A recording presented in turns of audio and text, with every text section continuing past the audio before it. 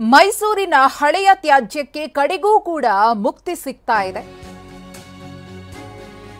ಮೈಸೂರಿನ ಹಳೆಯ ತ್ಯಾಜ್ಯಕ್ಕೆ ಕಡೆಗೂ ಸಿಗ್ತಿದೆ ಮುಕ್ತಿ. ಭರದಿಂದ ಸಾಗಿದೆ 7 ಲಕ್ಷ ಟನ್ ಕಸ ವಿಲೇವಾರಿಯ ಕಾರ್ಯ.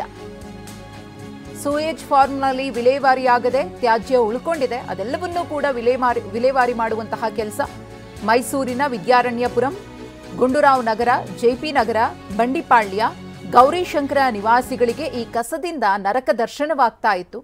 ಕಸದ ವಾಸನೆಯಿಂದ ಜನ ಬೇಸತ್ತು ಹೋಗಿದ್ರು. ಸಾಕಷ್ಟು ಸಮಸ್ಯೆಗಳನ್ನು ಎದುರಿಸ್ತಾ ಇದ್ರು. ಕಳೆದ 20-30 ವರ್ಷಗಳಿಂದ ವಿಲೇವಾರಿಯಾಗದೆ ಉಳಿದಿದ್ದಂತಹ ತ್ಯಾಜ್ಯ ಇದು. ತ್ಯಾಜ್ಯ ವಿಲೇವಾರಿ ಇದೀಗ ಡಿಎಚ್ ಪಟೇಲ್ ಸಂಸ್ಥೆ ಹೆಗಲಿಗೆ ಹೋಗಿದೆ. ಹಂತ ಹಂತವಾಗಿ ಕಸ ವಿಲೇವಾರಿಯನ್ನು ಮಾಡುವುದಕ್ಕೆ ತಯಾರಿಯನ್ನ ಕೂಡ ಮಾಡಿಕೊಳ್ಳಲಾಗಿದೆ.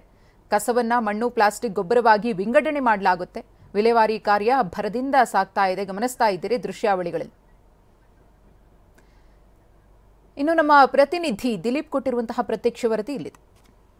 ಮೈಸೂರಿಗೆ ಶಾಪವಾಗಿದ್ದಂಥ ಕಸಕ್ಕೆ ಈಗ ಮುಕ್ತಿ ಸಿಗ್ತಾ ಇರುವಂಥದ್ದು. ಕಳೆದ 20-30 ವರ್ಷಗಳಿಂದ ವಿಲೇವಾರಿಯಾಗಿ ಆಗದೆ ಉಳಿದಿದ್ದಂಥ ಈ ಕಸಕ್ಕೆ ಈಗ ಮುಕ್ತಿ ಸಿಗ್ತಾ ಇರುವಂಥದ್ದು. ಮೈಸೂರಿನ ಸೂಯೇಜ್ ಫಾರ್ಮ್ನಲ್ಲಿದೆ. ಈ ಒಂದು ಸೂಯೇಜ್ ಫಾರ್ಮ್ನಲ್ಲಿ ಸುಮಾರು 7 ಲಕ್ಷ ಟನ್ನಷ್ಟು ಕಸ ಇತ್ತು. ಈ ಒಂದು ಕಸಕ್ಕೆ ಮುಕ್ತಿ ಸಿಕ್ಕಿರಲಿಲ್ಲ. ಈ ಒಂದು ಕಸದಿಂದಾಗಿ ಸುತ್ತಮುತ್ತ ಇರುವಂಥ ಬಡಾವಣೆಗಳಿಗೆ ಸಾಕಷ್ಟು ತೊಂದರೆ ಆಗ್ತಾ ಇತ್ತು. ಇಲ್ಲಿ ಬರುವಂಥ ವಾಸನೆಯಿಂದ ನಿಜಕ್ಕೂ ಕೂಡ ಅಲ್ಲಿ ವಾಸ ಮಾಡಲಿಕ್ಕೆ ಆಗದೇ ಇರುವಂಥ ಪರಿಸ್ಥಿತಿ ನಿರ್ಮಾಣ ಆಗಿತ್ತು. ಆದರೆ ಇದೀಗ ಈ ಒಂದು ಕಸವನ್ನು ವಿಲೇವಾರಿ ಮಾಡುವಂಥ ಕೆಲಸಕ್ಕೆ ಈಗ ಪಾಲಿಕೆ ಮುಂದಾಗಿರುವಂಥದ್ದು. ಅಂದರೆ ಸುಮಾರು 20-30 ವರ್ಷಗಳಿಂದ ಇದೇ ಒಂದು KR ಕ್ಷೇತ್ರದಲ್ಲಿದ್ದಂಥ ಈ ಒಂದು ಕಸಕ್ಕೆ ರಾಜಕಾರಣ ನಡೀತಾ ಇತ್ತು. ಅಂದರೆ ಪ್ರತಿ ಬಾರಿ ಚುನಾವಣೆ ಬಂದಂಥ ಸಂದರ್ಭದಲ್ಲಿ ನಾವು ಈ ಕಸವನ್ನು ತೆರವು ಮಾಡ್ತೇವೆ, ನಾವು ಈ ಕಸವನ್ನು ತೆರವು ಮಾಡ್ತೇವೆ ಅನ್ನುವಂಥ ನಿಟ್ಟಿನಲ್ಲಿ ರಾಜಕಾರಣ ಮಾಡ್ತಾ ಇದ್ರು ಹೊರತು ಆದರೆ ಈ ಒಂದು ಕಸಕ್ಕೆ ಮುಕ್ತಿ ಸಿಕ್ಕಿರಲಿಲ್ಲ. ಈಗ ಸದ್ಯಕ್ಕೆ ಈ ಒಂದು ಕಸಕ್ಕೆ ಮುಕ್ತಿ ಸಿಕ್ಕಿರುವಂಥದ್ದು.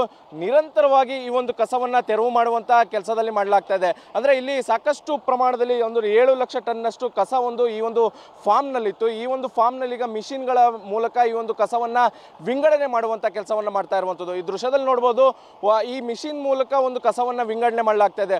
ಒಂದು ಇರುವಂಥದ್ದು ಪ್ಲಾಸ್ಟಿಕ್ ಒಂದು ಕಡೆ ಆದರೆ ಮತ್ತೊಂದು ಕಡೆ ಗೊಬ್ಬರದ ರೀತಿಯಲ್ಲಿ ಕಸ ಬರ್ತದೆ, ಮತ್ತೊಂದು ಕಡೆ ಕಲ್ಲಿನ ರೂಪದಲ್ಲಿ ಕಸವಾಗಿ ಬರ್ತಾ ಇರುವಂಥದ್ದು. ಅಂದರೆ 3 ವಿಭಾಗಗಳಾಗಿ ವಿಂಗಡಣೆ ಮಾಡಲಾಗ್ತಾ ಇದೆ. ಗೊಬ್ಬರದ ರೂಪವನ್ನು ಅದನ್ನು ರೈತರಿಗೆ ಕೊಡುವಂಥ ಕೆಲಸಕ್ಕೆ ಮುಂದಾಗ್ತಾ ಇದ್ದಾರೆ. ಜೊತೆಗೆ ಇಲ್ಲಿ ಬರುವಂಥ ಪ್ಲಾಸ್ಟಿಕ್ ತ್ಯಾಜ್ಯ ಏನಿದೆ, ಈ ಒಂದು ಪ್ಲಾಸ್ಟಿಕ್ ತ್ಯಾಜ್ಯವನ್ನ ಸಿಮೆಂಟ್ ಇಟ್ಟಿಗೆ ಮಾಡಲಿಕ್ಕೆ ಬಳಕೆ ಮಾಡಲಿಕ್ಕೆ ಈ ಒಂದು ಪ್ಲಾಸ್ಟಿಕ್ ತ್ಯಾಜ್ಯವನ್ನು ಬಳಕೆ ಮಾಡಲಿಕ್ಕೆ ಮುಂದಾಗ್ತಾ ಇರುವಂಥದ್ದು. ಈ ಒಂದು ತ್ಯಾಜ್ಯವನ್ನು ಬೇರೆ ಕಡೆಗೆ ಕಳಿಸಿ ಇಟ್ಟಿಗೆ ಮಾಡಲಿಕ್ಕೆ ಇದೊಂದು ಬಳಸ್ತಾ ಇರುವಂಥದ್ದು. ಸುಮಾರು 20 ವರ್ಷಗಳಿಂದ ಈ ಒಂದು ಕಸವನ್ನು ವಿಲೇವಾರಿ ಮಾಡದೆ ಇದೇ ಒಂದು ಸ್ಥಳದಲ್ಲಿ ಇಡಿಸಲಾಗಿತ್ತು. ಈಗ ಈ ಒಂದು ಕಸವನ್ನು ವಿಲೇವಾರಿ ಮಾಡುವಂಥ ಕೆಲಸಕ್ಕೆ ಮುಂದಾಗ್ತಾ ಇರುವಂಥದ್ದು. ಮೈಸೂರಿನ ಪ್ರತಿಷ್ಠಿತ ಬಡಾವಣೆಗಳಲ್ಲಾಗಿ ಒಂದಾದಂಥ ಜೆಪಿ ನಗರ ಆಗಿರ್ಬೋದು, ವಿದ್ಯಾರಣ್ಯಪುರಂನಾಗಿರ್ಬೋದು, ಮತ್ತು ಗೌರಿಶಂಕರ್ ನಗರ ಆಗಿರ್ಬೋದು, ಗುಂಡೂರಾವ್ ನಗರ ಆಗಿರ್ಬೋದು, ಈ ಒಂದು ಪ್ರದೇಶಗಳಲ್ಲಿ ವಾಸ ಮಾಡುವಂಥ ನಿವಾಸಿಗಳಿಗೆ ಸಾಕಷ್ಟು ತೊಂದರೆ ಆಗ್ತಾ ಇತ್ತು. ಏನಾದ್ರು ಗಾಳಿ ಬಂದಂಥ ಸಂದರ್ಭದಲ್ಲಿ ಈ ಕಸದ ವಾಸನೆ ಬರ್ತಾ ಇತ್ತು. ಆದರೆ ಈಗ ಸದ್ಯಕ್ಕೆ ಕಳೆದ 20-30 ವರ್ಷಗಳಿದ್ದಂಥ ಸಮಸ್ಯೆ ಈಗ ಬಗೆಹರಿತಾ ಇದೆ. ಈ ಒಂದು ಕಸವನ್ನು ಬೇರೆ ಕಡೆ ಸಾಗಾಣಿಕೆ ಮಾಡುವಂಥ ಕೆಲಸ ಕೂಡ ಮಾಡ್ತಾ ಇರುವಂಥದ್ದು. ಕ್ಯಾಮ್ರಾ ಪರ್ಸನ್ ಪ್ರಮೋದ್ ಜೊತೆ ದಿಲೀಪ್ ಚೌಡರಿ, TV9 ಮೈಸೂರು.